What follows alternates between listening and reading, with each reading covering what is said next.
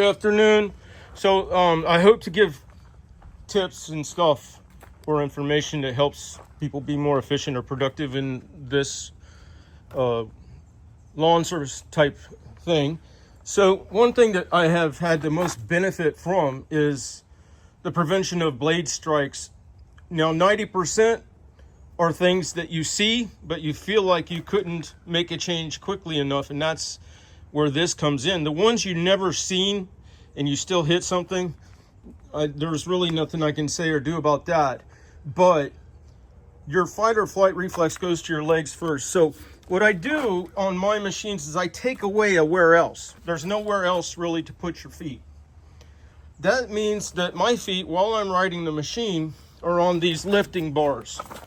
Now the second thing that I do that helps and has benefit is that if you only had one lifting bar, you rode with your leg there, you're gonna corkscrew your back, right? So if you can put two, now you have a way of having equal pressure into the seat back. And then if you want to, you can ride with a little pressure on the lifter so that if something hits your deck and you didn't see it even, you would feel that change and be able to go up with it. So when your fight or flight reflexes go to the legs first, I find that 90% of the time you'll completely eliminate a blade strike just by going immediately sky high with the mower deck. So a consideration there is that also when you going up towards a tree and it has the swell at the bottom, sometimes you can just hold your line by doing just a little momentary lift of the deck. And all of this also goes towards where you can float your deck when you go up over a crown.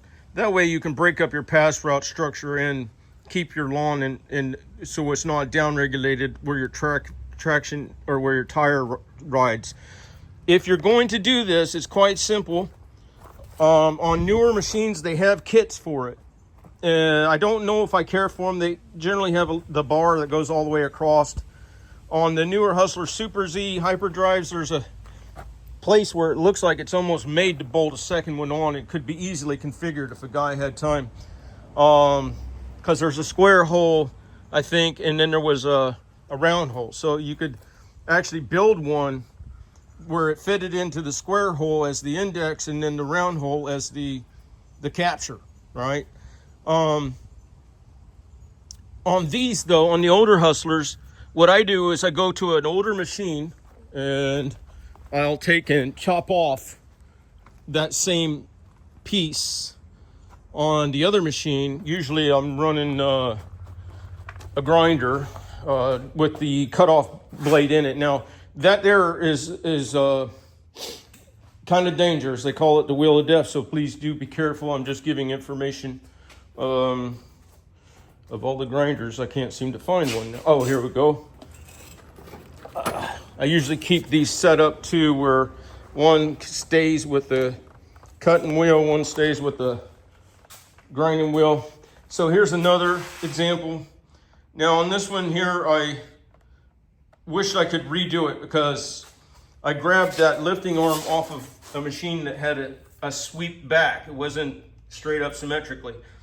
And I intentionally put this one where it was staggered. So when you're mowing lower lawns, you have that one as your dominant lifting one because it doesn't push your legs back so far.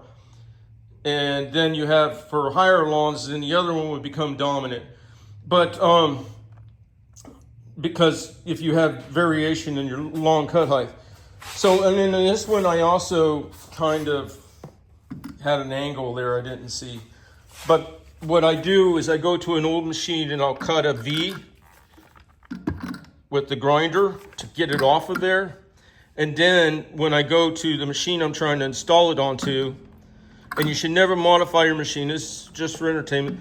Then you put it into your position that you want and you just weld it in there. And for me, that is one of the biggest game changers because it also lets you use muscle memory and you get to a point where you can tap stuff if you want. You could even practice if you wanted on stuff that's benign if you did make steak, so that you end up structuring muscle memory and arrangements of geometry in your head that lets you, when it counts, it really counts, right? So when you do those practice applications of manipulating your work tool, then when it really matters, you've already developed a real good understanding of where your blades might be, right?